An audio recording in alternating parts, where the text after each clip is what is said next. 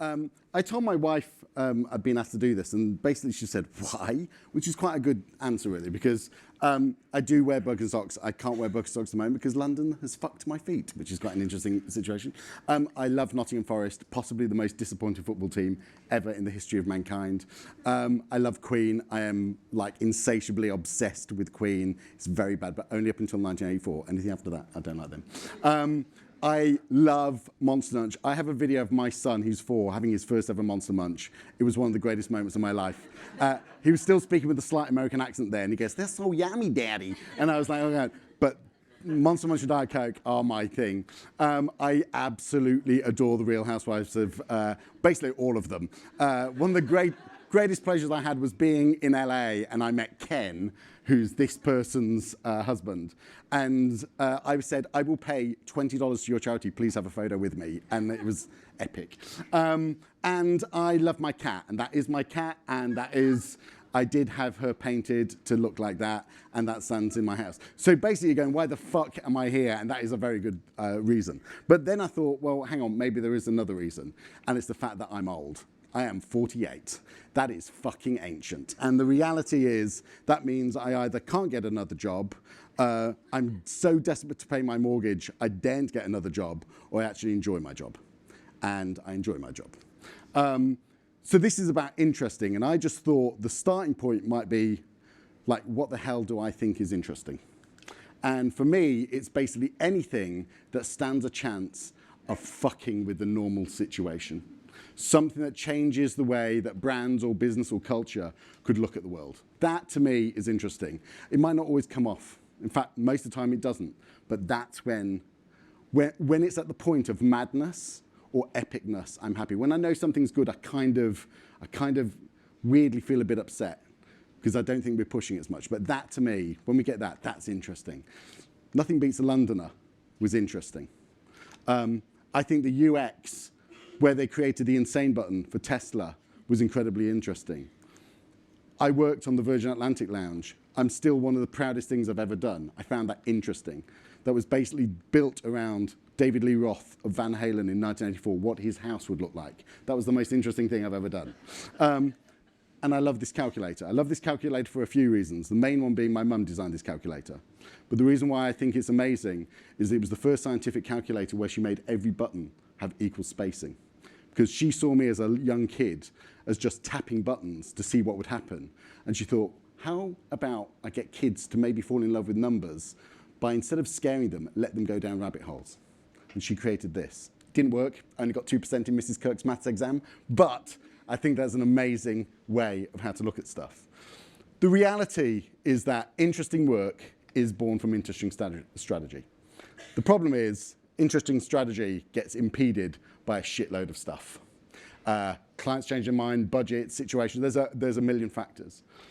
So I was going, okay, well, I'm pretty sure that you all know how to, reframe stuff.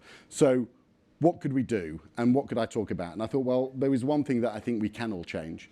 One all thing that we are responsible for. One all thing that we can actually all have an investment in.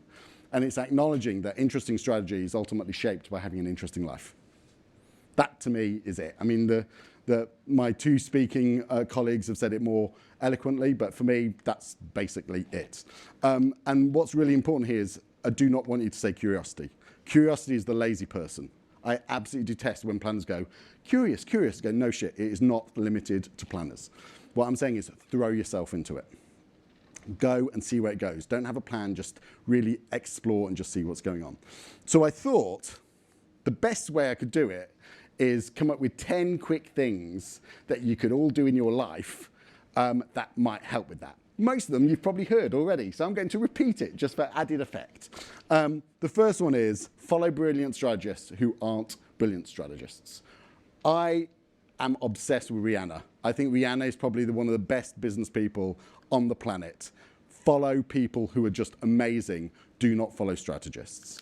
Second thing is, please do not, I know we're at Google, I don't want to offend anyone, Google's fantastic. Let me say that, so I can get invited back.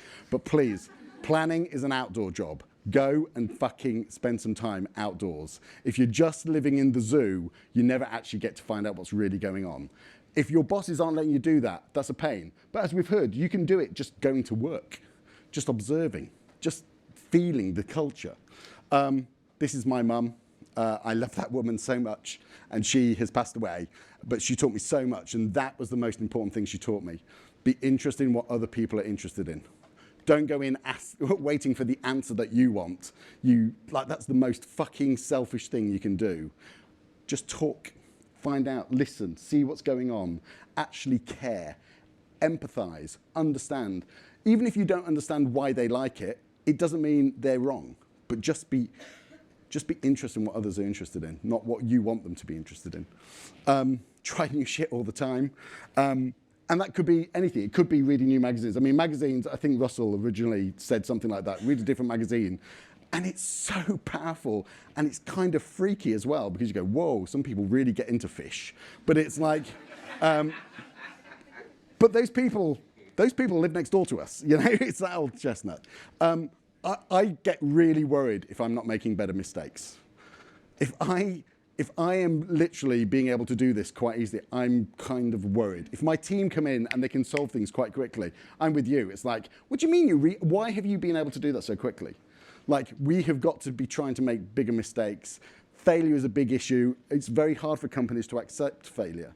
But in the quest for progress, it's physically impossible unless you're willing to put yourself out there. So start trying to make some bigger mistakes in how you do it and how you approach it. Always look for the creative opportunity. Some people who heard me talk at Google Fireside, I apologize because there's a couple of things here because of the time where I was like, I'll use that slide. But like Bodie Boatface for me was the greatest opportunity the British government could have had to actually help kids change climate control. Because this was to be able to report on it, and it caught the attention of everybody. What if they actually did decide to call it Bodie Boatface rather than let their ego go, well, we can't possibly have that. You could have had cartoons, you could have had TV shows, you could have fluffy toys. You could have got this boat not reporting on climate change. It could have actually started to help change climate change. Look for the creative opportunity, make it up, guess, see what's going to happen. None of it is wrong. None of it is wrong, but we tend to go down this process hole, and sometimes you just feel something, and that doesn't mean it's wrong, it just means it's worth exploring. I've had the greatest honor to live overseas, as I said, for the last 25 years. 7 years in China changed my life, fundamentally. Go and fucking talk about living overseas. One of the biggest things I would say is lots of people get frightened about living overseas because of what they'll lose or what they'll miss. And you do. I don't deny that. But my God, the things you gain. Literally everything in my life right now is because I went overseas. My wife I met in Australia. My son was born in China. My cat was found in Singapore. It's like every single thing that is important to me outside of literally my best friend happened because I lived overseas. Changed the way I look at the world, changed the way that I value the world. And when we say, look at the world through a child's eyes, let me tell you, you do when you're in China, where nothing makes sense, and yet you're the one that's wrong. They're not. Find a way to make your passion part of your process. Photography is a great one. I have a young guy, he works for me, and it's really interesting because when he talks about his life, he's really interesting. And then when I first started talking to him about work, he was the most boring person alive. And I was going, this doesn't make much sense to me. Why are you treating them as separate entities? Bring your passion into your work. And so now he's making videos and photography to help people understand what it is. Do that. It stands out half the time, but the other thing is you go into it with a different sort of passion and excitement going in. This is probably the most out-of-date slide now, but I mean, we are all potential guests on what used to be the Jeremy Kyle show. People are fucking interesting. As I said, someone who is obsessed with fish is interesting, but we all spend our lives. There's a line in the Dangerous Liaisons movie where it says people don't tell you what you want them to tell you. They tell you what will protect their actual secrets. So my big thing at work has always been find out the dirty little secret, find out what's moving people on. And we all have them, every single one of them. Here's an example. Lionel Richie's Clay Head from his 1984 video has 11,606 Facebook fans. I was one of those when it was less than 1,000, okay? I don't even know why I was. I don't even like Lionel Richie. But there is stuff, we all look for things, we all have our quirks. Just go and look into that, explore it. which is why, when you talk to different people, you get different perspectives. I think lots of people may know that, when I was at Wyden, I was working on a car account. I didn't believe that they could compete with BMW. They did. So I took 5 different models of luxury cars and theirs and showed them to 100 prostitutes and said, please put them in the order of the wealth of the driver. And the client's car came bottom. And I was going to say, you have a problem. Recently, on another thing, I have a side hustle job, and I was working with them. They were talking about a city that was really cool. They wanted to focus on it. It wasn't cool. The only way I could prove it was I got an old drug dealer in, who a friend of mine knew, just to be very clear, police, and just asked him to come to the meeting. And he said, all the people here, like 10 years ago, this place was cool. Now it's full of people who want to be cool. It's crap. And it's like, and they'll believe him. They'll absolutely believe them. So just finding different people to bring in, like, it is all about culture and the real culture, not fucking advertising culture. And allowing that a voice in is really important. This last one's really important. Fight for more female leadership. And that is not me just trying to play to an audience. And if anyone's read some of the stuff I've done, you'll see that it's very important to me. The reality is, if we don't change the variety of people at the top, we're always going to be impacted. And let me tell you, I mean that throughout there, because it's hard enough being a woman, being an African-American woman, being an African-American woman who has a different sexual orientation. It's fucking hard. But the viewpoints, the experience in life, what they will bring is going to be better. We have to change that. And I'm happy to say that as a white old guy, because frankly, if I'm being absolutely honest, my son's 4. I want him to realize it's about changing shit rather than talking about shit. So fight for that. But I kind of lost you because I said 10, but actually that was 11. So none of you are counting. So that's good. So the reality is, whether it was 10 or 11, actually everything I said is bollocks, because there's only one. There's one thing for me that is more important than everything, and it's this. You gotta want it. Gotta want it. Whatever it is, you gotta wanna make it interesting. If you think it's gonna be handed to you on a plate, then you're misguided and you're lazy. You've got to say, do I want this to be interesting? Are other people gonna find this interesting? When we did the Virgin Atlantic Lounge, let me tell you, Branson's brief to us was make people want to miss their plane.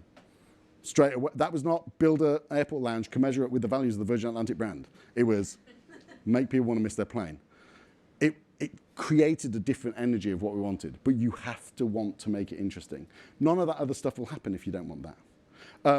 And the reason why that's important is, as Mr. Weigel, you can be as relevant as hell and still be as boring as fuck. This isn't about being academically right. And there's a whole other presentation I can talk to you about. It's not about interesting or right. Interesting is the new right, but that's for another day. The reality is you can be as relevant as hell and boring as fuck. So you have to want to make it interesting.